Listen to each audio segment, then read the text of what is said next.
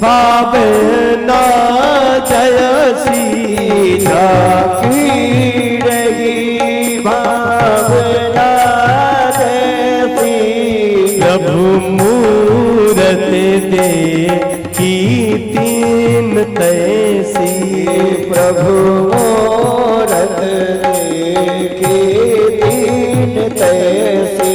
जिसने जैसा चश्मा लगाया अर्थात जो किशोर अवस्था में है उनको मेरे कन्हैया पति रूप में दिखाई देते हैं, जो माताएं हैं वो पुत्र रूप में दिखाई देते हैं, जो बालक हैं उनको बाल सखा में दिखाई देते हैं और जो मल्ल हैं उनको भगवान मल्ल के रूप में दिखाई देते हैं। और आज मल्लशाला में भगवान आते हैं। जो चाणू नाम का दैत्य था भगवान के सामने ताल ठोकते हुए आ गया।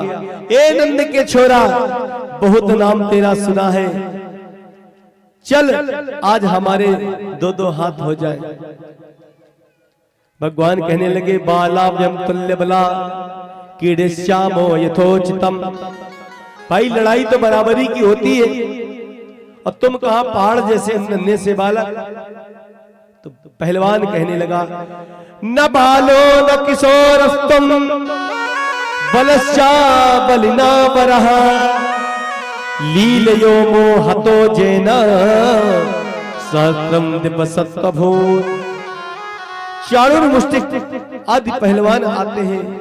भगवान और बलराम जी दोनों आपस में मुष्टिक भगवान कृष्ण लड़ने लगा। चाणूर बलराम जी से देखते ही देखते आज घुमाया और उठाकर पृथ्वी पर पटक दिया, प्राण पखेरु उड़ जाता। अब तो कंस घबरा गया। सभी ग्वाल बाल खड़े हैं उस सभा में, कहते भैया कौन छलांग कितना लगा सकता है। और भगवान देखते ही देखते एक ही छलांग में कंस के सिंहासन पर पहुंच जाते हैं। उसको केशव को पकड़ा तो आज कंस कहता है अरे कन्हैया छोड़ दे, अरे भांजे केशव को छोड़ दे, पीड़ा होती है। भगवान ने कहा अरे मामा वो दिन याद करो जिस दिन तुमने मेरी माँ के केशव को पकड़ा था। और देखते ही देखते भगवान ने उसको घुमाया और सिंहासन से उस मल्ल युद्धशाला में पटक दिया। और जैसे ही छलांग लगाई, एक मुष्टि का प्रहार दिया तो आज कंस का गोविंदाय नमो नमः हो जाता है। बोले कंस मर्दन भगवान की जय हो। मारक संहारक नहीं उद्धारक श्रीनाथ, सदगति पाई असुर ने मर करे हरि के हाथ। कुमति गई पाई सुमति, ये अहम बन गया अंश। नारायण दर्शन हुए तो शांत हो गया कंस। कंस का भगवान उद्धार करते हैं और भगवान जाते हैं सर्वप्रथम अपनी मैया देवकी से मिलते हैं। बहुत सुंदर भाव है। जिस समय सर्वप्रथम मैया देवकी ने अपने उस पुत्र को देखा ना तो कहते हैं कि जिस समय अपने बालक को मैंने भेजा था नन्हा सा बालक 1 दिन का था और आज जब आया है तो 11 साल 56 दिन का मेरा कन्हैया मेरे पास आया है। जिस समय मैया देवकी ने देखा तो कहते हैं उस लाल के वात्सल्य को इतना प्रेम में पागल हो गई